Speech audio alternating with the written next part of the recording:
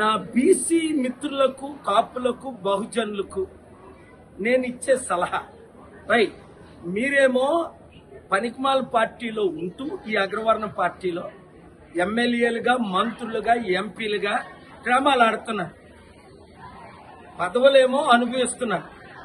ఇక్కడేమో మన తెలుగు రాష్ట్రాల్లో బీసీ బంధు అని బీసీ డ్రామా, బీసీ ధర్నాలు చేస్తారు. ఒరే దద్దమల్లారా, మీకు రియల్ గా సిగ్గుంటే బీసీల పట్ల, బహుజనుల పట్ల, ఎస్సీ ఎస్టీల పట్ల చిత్తశుద్ధి ఉంటే, మనం 90% ఉన్నాం కదా, బీసీలు 50% ఉన్నాం కదా, మీ పదవులకు రాజీనామా చేసి పనికిమాల పార్టీలకి గుడ్ బై చెప్పి కుటుంబ కుల పార్టీలకి అప్పుడు ధర్నాలు చేయండి, చిత్తశుద్ధి ప్రకటించుకోండి.